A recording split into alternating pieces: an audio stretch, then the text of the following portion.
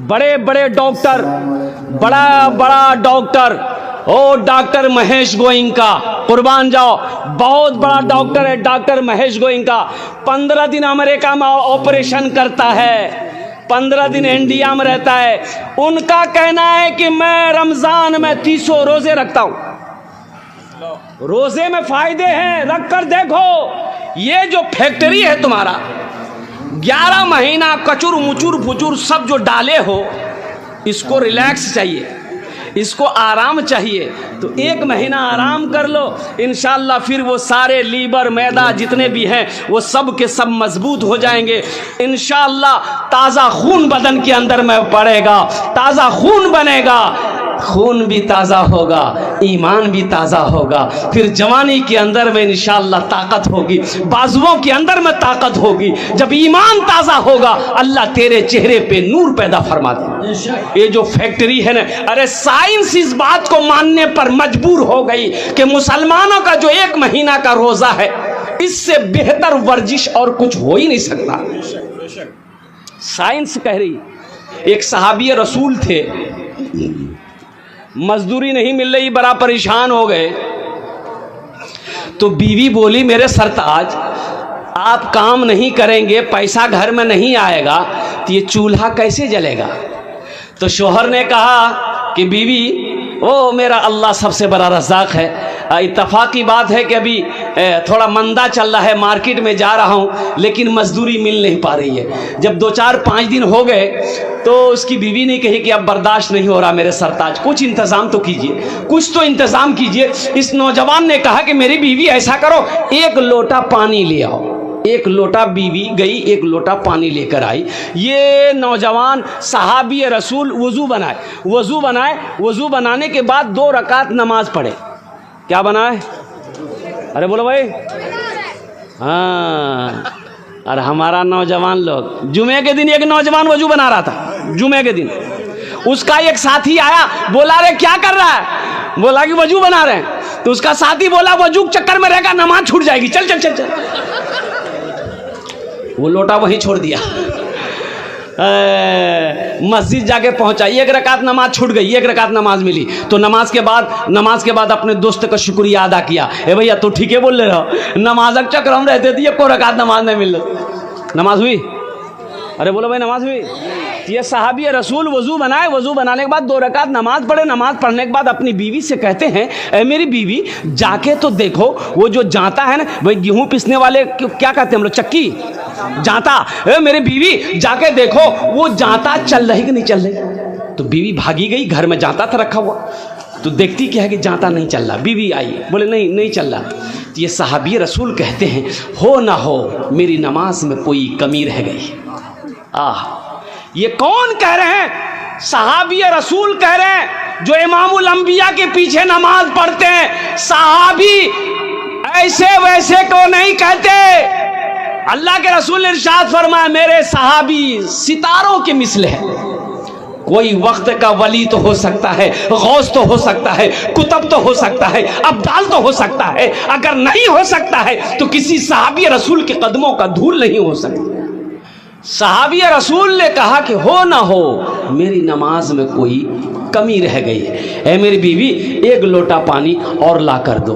बीवी गई, फिर 1 लोटा पानी लेकर आई। यह सहाबी रसूल फिर ताज़ा वज़ू बनाए। ताज़ा वज़ू बनाने के बाद 2 रकात नमाज पढ़े। 2 रकात नमाज पढ़ने के बाद अपनी बीवी से फिर कहते हैं कि अब दोबारा जाकर देखो वो जाता चल रही कि नहीं चल रही, वो चक्की चल रही कि नहीं चल रही है, वो मशीन चल रही कि नहीं चल रही। बीवी भागी गई, देखती क्या है कि चक्की चल रही है, आटा निकल रहा है।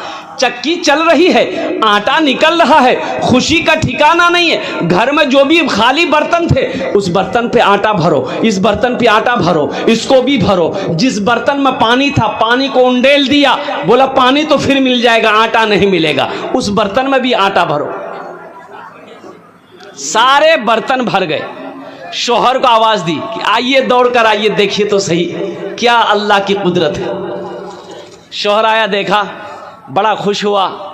तो बीवी कहती है, मेरे सरताज थोड़ा ये चक्की का पार्ट उठाकर दिखाइए हमको, ये आटा कहाँ से निकल रहा है। यहाँ तो बोरा नहीं है चा गेहूं का, कोई डालने वाला नहीं है। आखिर ये आटा बाहर कहाँ से हो रहा है, कैसे निकल रहा है? तो कुर्बान जाओ, ये सहाबी रसूल अपनी बीवी के बातों पे आ गए।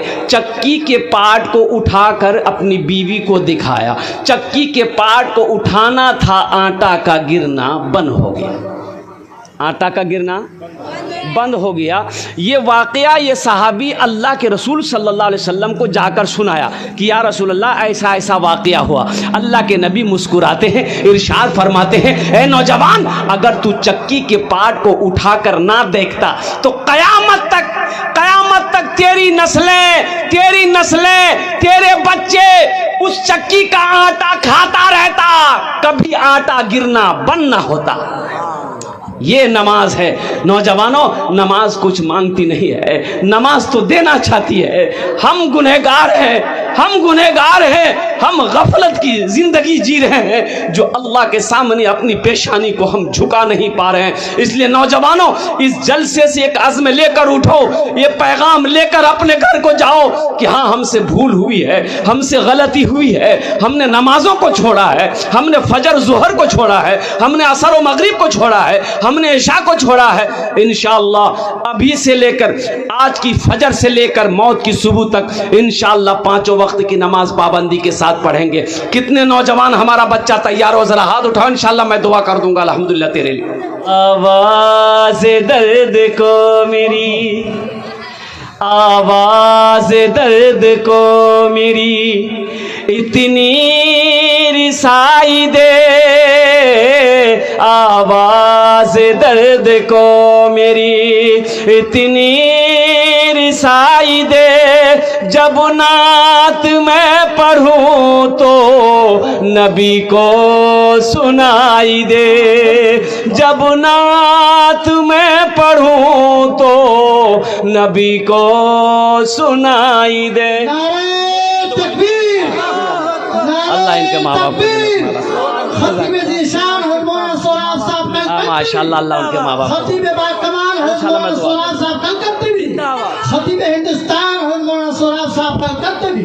जन्नत मिले तो शर्त है, ऐसी जगह मिले, जन्नत मिले तो शर्त है, जन्नत मिले तो शर्त है, ऐसी जगह मिले, आँखों को जिस जगह से, आँखों को जिस जगह से मदीना दिखाई दे, आँखों को जिस जगह से मदीना दिखाई दे।